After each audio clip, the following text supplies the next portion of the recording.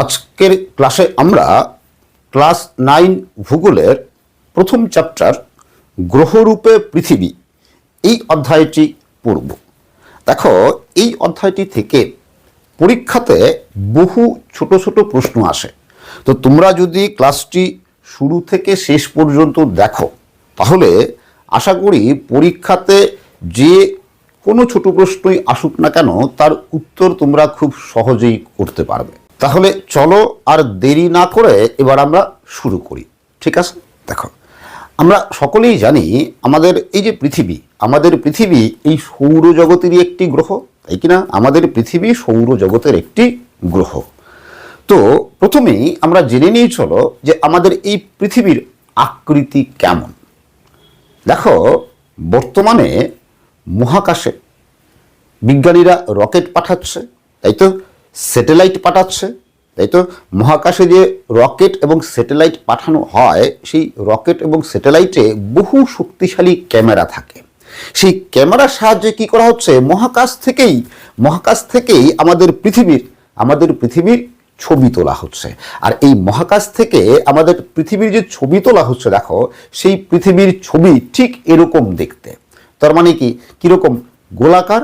তাই আমরা বর্তমানে সকলেই জানি যে পৃথিবীর আকৃতি কি গোলাকার। কিন্তু প্রাচীনকালে মানুষ কিন্তু তা মনে করত না। প্রাচীনকালে মানুষ মনে করত পৃথিবী গোলাকার নয়, পৃথিবী ঠিক এরকম, দেখো পৃথিবী ঠিক এরকম থালার মতো চ্যাপ্টা। কারণ কি, দেখো যে আমরা এখন যেরকম স্যাটেলাইটের সাহায্যে মহাকাশ থেকে পৃথিবীর ছবি পাচ্ছি, তো প্রাচীনকালে তো এরকম স্যাটেলাইট ছিল না, বা ওই পৃথিবীর ছবি, উঁচু আকাশ থেকে পৃথিবীর ছবি পাওয়া যেত না। ফলে প্রাচীনকালের মানুষেরা কি পৃথিবীতে থেকেই পৃথিবীকে দেখতো, পৃথিবীর বাইরে থেকে পৃথিবীর ছবি দেখতে পেত না, মানে সেই প্রযুক্তি তখন ছিল না। তো আমরা এই বর্তমানে দেখো যে পৃথিবীতে থেকে পৃথিবীর সমগ্র অংশটাকে একসঙ্গে দেখতে পাই না, তাই কি না? আমরা মহাকাশ থেকে যে ছবি, সেই ছবিতে সমগ্র পৃথিবীকে একসঙ্গে দেখতে পাই, কিন্তু পৃথিবীতে কোনো জায়গায় দাঁড়িয়ে সমগ্র পৃথিবীকে একসঙ্গে দেখতে পাই না, তাই কি না? আমরা শুধুমাত্র কি পাই? আমরা শুধুমাত্র খুব সামান্য অংশ, পৃথিবীতে দাঁড়িয়ে থেকে পৃথিবীর খুব সামান্য অংশ আমরা দেখতে পাই। আর যতটুকু অংশ আমরা পৃথিবীর দেখতে পাই সেই অংশটুকুকে কি সমতল বা চ্যাপ্টা বলেই মনে হয়। তাই প্রাচীনকালের মানুষেরা মনে করত যে পৃথিবী চ্যাপ্টা বা থালার মতো সমতল। আর এই কারণেই পৃথিবীর আকৃতি নিয়ে প্রাচীনকালের বিভিন্ন দেশের মানুষের মধ্যে বিভিন্ন ধারণা ছিল। যেমন চীন দেশের মানুষেরা মনে করত পৃথিবী চ্যাপ্টা ও সমতল, এবং সমগ্র চীন দেশটাই হচ্ছে পৃথিবী। চীন দেশের বাইরে অন্য কোনো ভূখণ্ড নেই। আবার মেসোপটেমিয়ার প্রাচীন মেসোপটেমিয়ার মানুষেরা এবং প্রাচীন গ্রিস দেশের মানুষেরাও মনে করত পৃথিবী থালার মতো চ্যাপ্টা ও সমতল। 600 খ্রিস্টপূর্বে গ্রিক পণ্ডিত পিথাগোরাস পদার্থবিদ্যার সূত্রের সাহায্যে প্রথম বলেন যে পৃথিবীর আকৃতি গোলকের মতো গোল। এটা কিন্তু প্রশ্ন হতে পারে, খুব ইম্পর্টেন্ট প্রশ্ন হতে পারে, কে প্রথম বলেন যে পৃথিবীর আকৃতি গোলকের মতো গোল বা পৃথিবীর আকৃতি গোলাকার? তাহলে উত্তর কি হবে? গ্রিক পণ্ডিত পিথাগোরাস। আবার 250 খ্রিস্টপূর্বে গ্রিক পণ্ডিত এরাটোস্থেনিস, যাকে ভূগোলের জনক বলা হয়, গ্রিক পণ্ডিত এরাটোস্থেনিস এই গোলাকার পৃথিবীর পরিধি নির্ণয় করেন। এটাও কিন্তু প্রশ্ন হতে পারে যে কে প্রথম গোলাকার পৃথিবীর পরিধি নির্ণয় করেন? এর উত্তর কি হবে? এর উত্তর হবে গ্রিক পণ্ডিত এরাটোস্থেনিস। আবার ভারতের জ্যোতির্বিজ্ঞানী আর্যভট্ট গোলাকার পৃথিবীর পরিধি নির্ণয় করেন। এটাও কিন্তু প্রশ্ন হতে পারে যে ভারতের কোন জ্যোতির্বিজ্ঞানী গোলাকার পৃথিবীর প্রথম পরিধি নির্ণয় করেন? তাহলে উত্তর কি হবে? আর্যভট্ট। তাহলে এইটুকু পড়ে আমরা জানলাম যে পৃথিবীর আকৃতি গোলকের মতো গোল। কিন্তু বিংশ শতাব্দীতে এই ধারণারও কিছুটা পরিবর্তন ঘটে, কারণ বিংশ শতাব্দীতে নিখুঁতভাবে পৃথিবীর পরিধি এবং ব্যাস নির্ণয় করা সম্ভব হয়। এবার তোমরা এই বোর্ডে লক্ষ্য করো, এই যে এই ছবিটা আর এই ছবিটা, এই দুটা ছবির মধ্যে কি পার্থক্য আছে বলতে পারবে? এই দুটা ছবিকে কি আমরা গোলক বলতে পারবো? দুটা ছবি কি গোলক? দেখো, আমরা গোলক কখন বলি বা গোলক কাকে বলি? গোলক তাকেই বলি যদি দেখো এই যে এই ছবিতে এই যে এটা উত্তর দক্ষিণের এই ব্যাস আর এটা পূর্ব পশ্চিমের এই ব্যাস, যদি উত্তর দক্ষিণ পূর্ব পশ্চিমের ব্যাস একদম সমান হয় বা যে কোনো ব্যাস যদি টানি, যদি একদম ব্যাস সমান হয়, মানে যেখানেই ব্যাস টানা যাক না কেন, ব্যাস যদি সমান হয় তাহলে সেটাকে আমরা বলি গোলক। তো এই ক্ষেত্রে দেখো, এই ছবির ক্ষেত্রে এটাকে যদি এরকম করে দেখো, এই যে পূর্ব পশ্চিমের ব্যাস এর যা দৈর্ঘ্য, আবার এই যে উত্তর দক্ষিণের ব্যাস এর দৈর্ঘ্য একই। আবার এখানে আমি যেখানেই ব্যাস টানি না কেন প্রত্যেকটা ব্যাসের দৈর্ঘ্য একই হবে, তাহলে এটা হচ্ছে গোলক। তাহলে গোলক মানে কি? যে যদি আমি কোনো গোলক মানে যে গোলকের যেখানেই ব্যাস টানা হোক না কেন ব্যাসের দৈর্ঘ্য যদি সমান হয় তখন সেটা হচ্ছে গোলক। আবার এই ছবির ক্ষেত্রে দেখো, তো এই যে এই পূর্ব পশ্চিমের এই যে ব্যাসের যা দৈর্ঘ্য, তাতে দেখো এই যে উত্তর দক্ষিণের ব্যাস এর দৈর্ঘ্যটা ছোট, এর দৈর্ঘ্যটা কম, তাই কি না? দেখো এবার এটা যদি এরকম করি তাহলে এই যে উত্তর দক্ষিণে এই যে ব্যাস দেখো এর দৈর্ঘ্য যতটা, পূর্ব পশ্চিমে এই যে ব্যাস এর দৈর্ঘ্য কিন্তু তার থেকে বেশি। তার মানে কি ব্যাসগুলো উত্তর দক্ষিণের ব্যাস আর পূর্ব পশ্চিমের ব্যাস কিন্তু সমান নয়, তাই তো? কোনটা বড়? দেখো পূর্ব পশ্চিমের ব্যাসটা বড় আর উত্তর দক্ষিণের যে ব্যাস এটা ছোট। যদি এরকম হয় যে পূর্ব পশ্চিমের ব্যাস বড় এবং উত্তর দক্ষিণের ব্যাস ছোট, তখন সেটাকে অভিগত গোলক বলা হয়, অভিগত গোলক।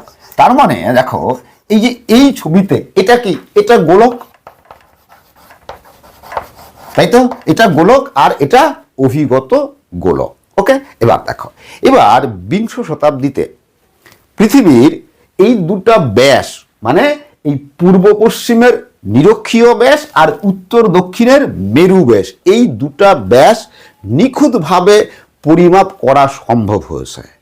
দেখা গেছে এই যে নিরক্ষীয় ব্যাস, এই যে পূর্ব পশ্চিমে এই যে নিরক্ষীয় ব্যাস এর দৈর্ঘ্য দেখো, পূর্ব পশ্চিমে নিরক্ষীয় ব্যাসের দৈর্ঘ্য 12,757 কিলোমিটার। এটা কিন্তু প্রশ্ন হতে পারে যে পৃথিবীর নিরক্ষীয় ব্যাসের দৈর্ঘ্য কত? 12,757 কিলোমিটার। আর এই যে উত্তর দক্ষিণের এই যে মেরু ব্যাস, এটা কি মেরু ব্যাস? উত্তর দক্ষিণে মেরু, উত্তর দক্ষিণের এই যে মেরু ব্যাস এর দৈর্ঘ্য হচ্ছে, উত্তর দক্ষিণের মেরু ব্যাসের দৈর্ঘ্য 12,714 কিলোমিটার। তার মানে কি এই মেরু ব্যাসটা কি ছোট, তাই তো? নিরক্ষীয় ব্যাসটা কি বড়, তাই তো? কত বড়? কত বড় এটা মাইনাস করলে হবে, মাইনাস করে দেখো এটা বিয়োগ করলে কি হবে? কত?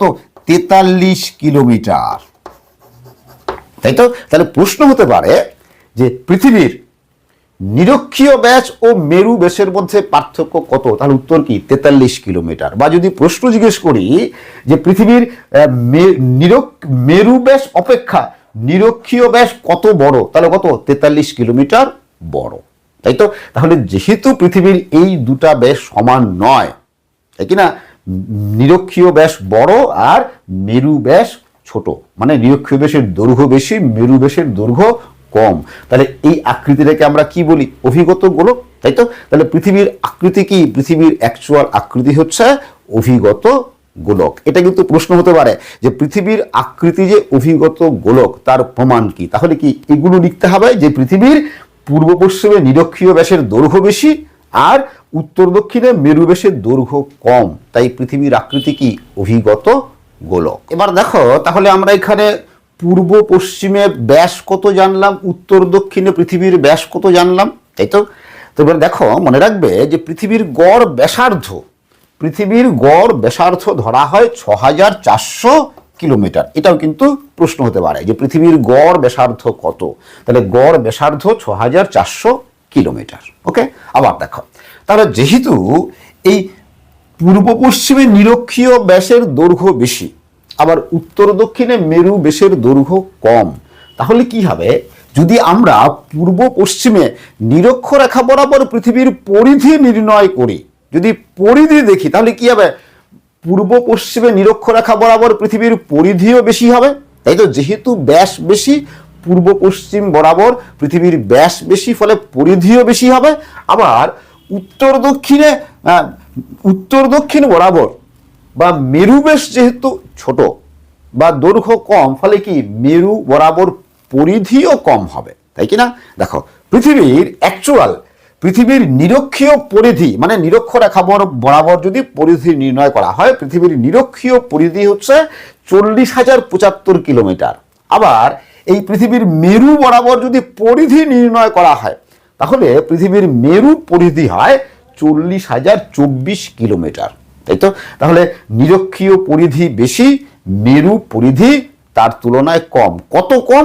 এই দুটা বিয়োগ করো, এই দুটা বিয়োগ করলে দেখবে হবে 51 কিলোমিটার।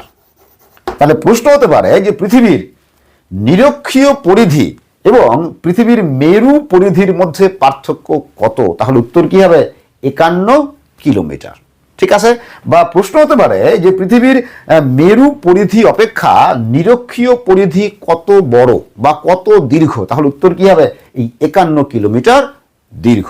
এবার আমরা দেখে নিয়ে চলো যে পৃথিবীর এই আকৃতি এরকম অভিগত গোলকের মতো হয়েছে কেন। দেখো, আমরা সকলেই জানি পৃথিবী উৎপত্তি যখন হয়, উৎপত্তির সময় বা পৃথিবীর জন্মের সময় পৃথিবী ঠিক ছিল এরকম নমনীয়, নরম, উত্তপ্ত আগ্নেয় গোলা, তাই তো? তো পৃথিবীর জন্মের সময় ছিল পৃথিবী উত্তপ্ত আগ্নেয় গোলা এবং নরম, নমনীয়। এবং পৃথিবী একদম জন্মের সময় থেকে কি হচ্ছে, এরকম ঘুরছে, ঠিক এরকম জন্মের সময় থেকেই ঘুরছে। ওকে, দেখো, তো ওরকম নমনীয় বস্তু যদি ক্রমাগত এরকম লাট্টুর মতো ঘুরতে থাকলে বস্তুতে দুটা শক্তির উদ্ভব ঘটে। একটা হচ্ছে কেন্দ্রমুখী শক্তি, একটা হচ্ছে কেন্দ্র বহির্মুখী শক্তি।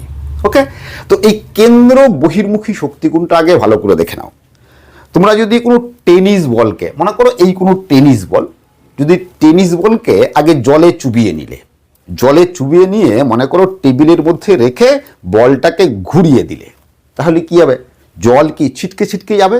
তো মনে করো এটাই টেনিস বল, জলে ভেজানো, জল থেকে চুবিয়ে এরকম টেবিলের উপরে ঘুরিয়ে দেওয়া হয়েছে। তাহলে কি দেখবো? এই বলের গা থেকে কি হবে? জল ছিটকে যাবে, তাই তো?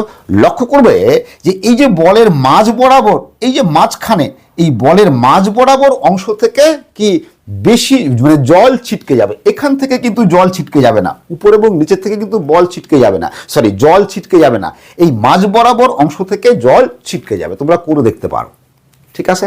দেখো, তো এই যে পৃথিবী এরকম ক্রমাগত ঘুরছে, ঘূর্ণনের ফলে এই জন্য কি হয়, পৃথিবীর এই মাঝ বরাবর কি হয়? কেন্দ্র বহির্মুখী শক্তির উদ্ভব ঘটে, তাই তো? কোথায়? তার মানে কি এই মাঝ বরাবর কেন্দ্র বহির্মুখী শক্তির উদ্ভব ঘটে, মানে বাইরের দিকে ছিটকে চলে যেতে চায়।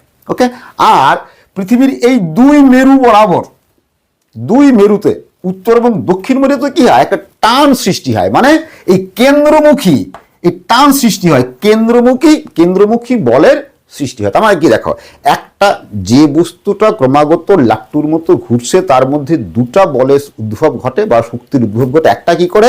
বাইরের দিকে ছিটকে যেতে চায়, আরেকটা বল কি করে? একটা বল নিজের কেন্দ্রের দিকে টেনে ধরে, তাই তো?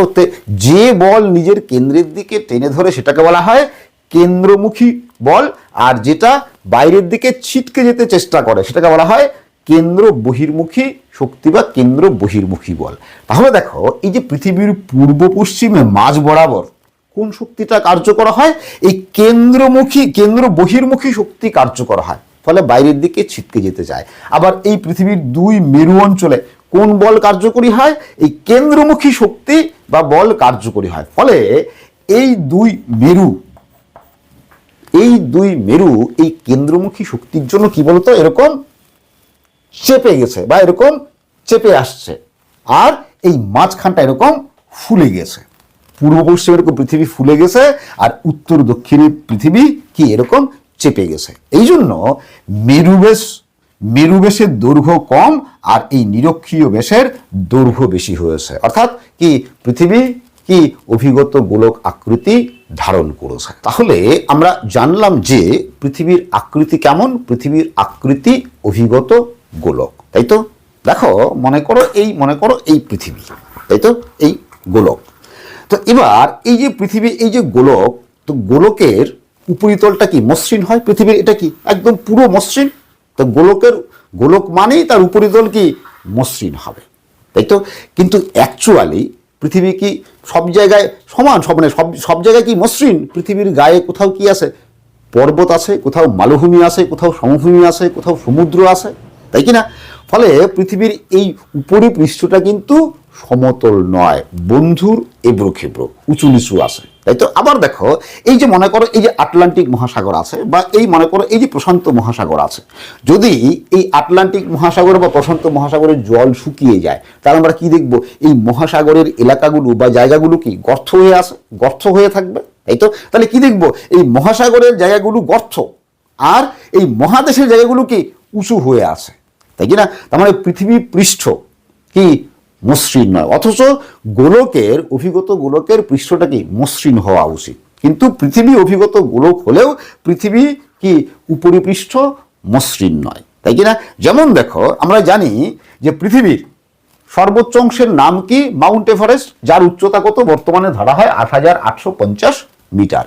আবার পৃথিবীর গভীরতম বা সর্বনিম্ন অংশ হচ্ছে প্রশান্ত মহাসাগরের মেরিয়ানা খাত, মানে মেরিয়ানা খাতের চ্যালেঞ্জার ডেপথ সবচেয়ে গভীরতম অংশ, যার গভীরতা ১১,০৩৩ মিটার। প্রশ্ন হতে পারে কিন্তু যে পৃথিবীর গভীরতম অংশের নাম কি? তাহলে উত্তর কি হবে? প্রশান্ত মহাসাগরের মেরিয়ানা খাতের চ্যালেঞ্জার ডেপথ।